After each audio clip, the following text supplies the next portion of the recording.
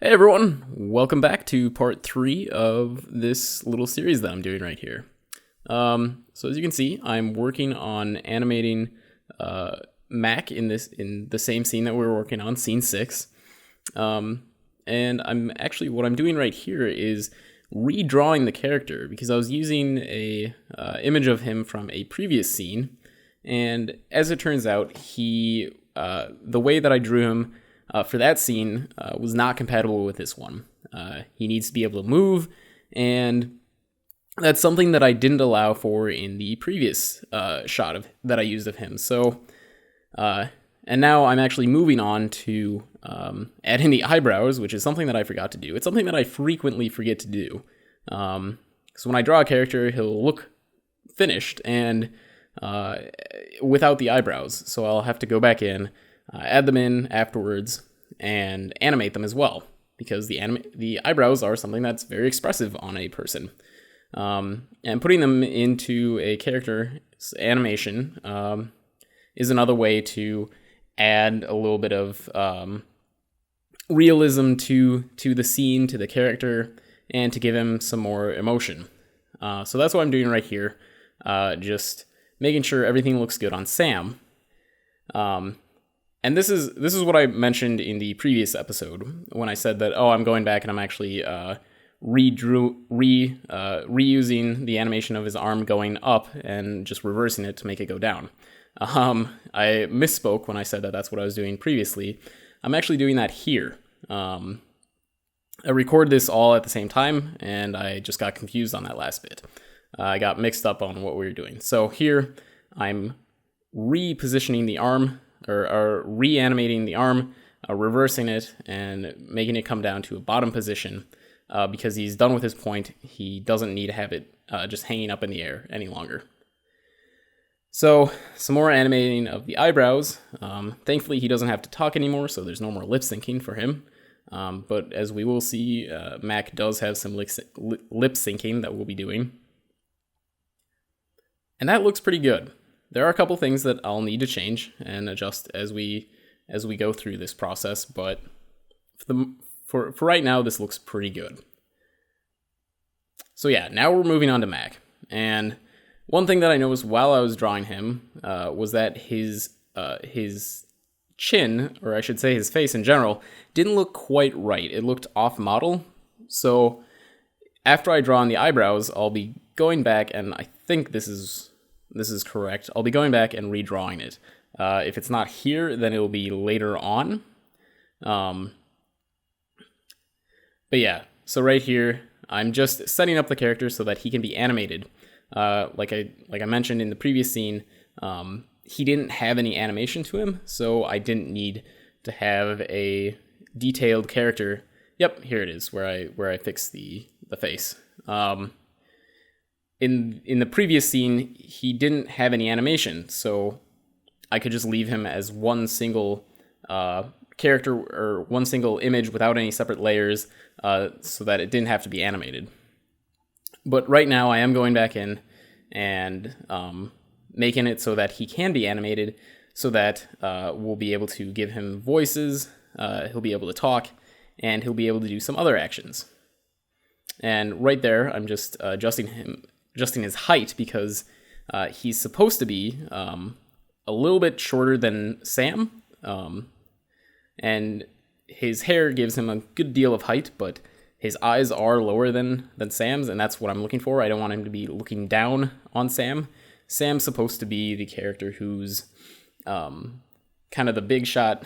He's a very nice guy, but he's the football star. He's a soccer player.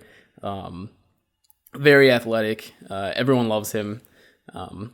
But for whatever reason, he's friends with Mac, and they have a really deep friendship that hopefully I'll be able to explore at some point later on in this, in the Miserable Mac series.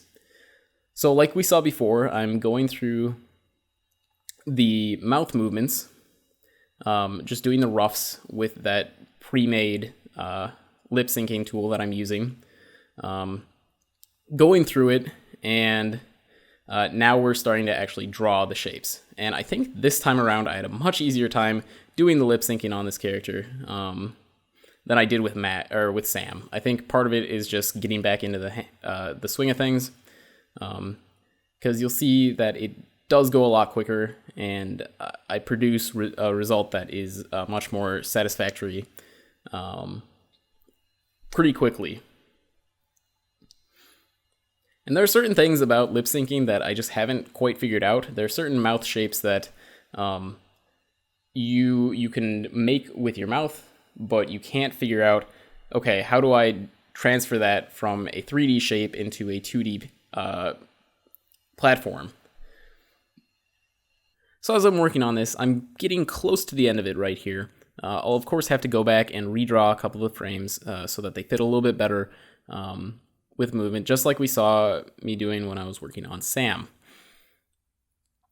And I guess some people might be wondering, why don't I just create a movie clip with or a symbol that has all of the possible mouth shapes that you could think of all in one, and I could just do exactly what I'm doing for the rough animations, but without having to do the rough animations. Just go and do it and then be done with it and not have to redraw anything.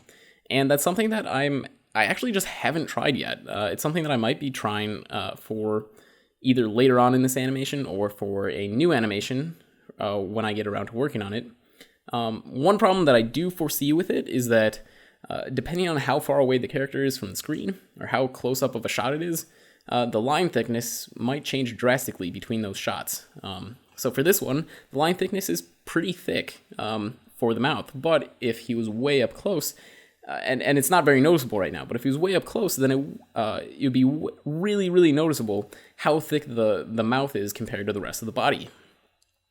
So, of course, you could say, well, you just do a couple different ones for different distances, and I do agree with that, and I think that's something that I actually will end up utilizing, if not in this animation, then in future animations, because lip syncing does take a lot of time, and you can get really good results from using that sort of just have a mouth that has every single shape that you could ever need, and then you won't have to deal with redrawing things and using and wasting time basically redrawing all these mouths over and over again, fixing things. It takes a lot of time.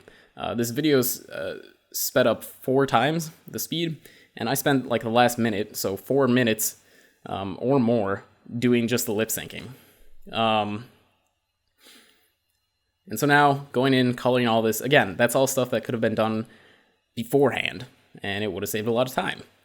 So I could have gone straight on to doing this, where I started animating the eyebrows to put emphasis on what he's saying or what he's seeing, hearing, and then afterwards we'll go in and change the way that the head is animated. So just like we did with Sam, where the head is moving up and down based on what he's saying or what he's hearing or what he's looking at. If the character is looking behind him, as I'm animating the eyes doing right now, he'd tilt his head back. Or I suppose in certain instances he might tilt it forward, but it's not just going to remain stationary. If I wanted to be really wanted to get really complex with the animation, I might have the head actually turn a little bit to the side. But for the purposes of this animation, that would just be way too much time spent on doing something that isn't really going to be worth the while. This is just a shot of 2 people talking. It's a medium shot, so it's not close up, and we don't need to get into that great a detail. Plus, it would probably end up looking a little bit worse just because of my skill level with drawing things and making things look similar, making two shots or 2 drawings look similar but just slightly different. So now what I'm going in is I'm fixing the body because I did have to redraw everything that I used previously, like I mentioned at the beginning of this video. I'm redrawing the body so that things can be animated. And you'll see what I'm doing right now is I'm leaving out the arms and the backpack because those will go on separate layers that I will use on separate layers so that I can animate them. So we're getting close to the end of this video here, but do stick around for part 4, which will be uploaded in the next couple of days.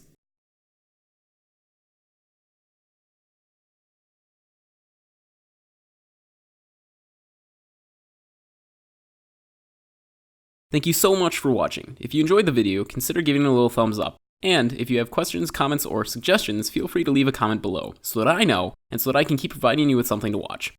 To check out the rest of this series, click on the TV. And if you want to see the first episode of Miserable Mac, click on the computer. For more of my other work, take a look at my YouTube page and don't forget to subscribe. Thanks again for watching.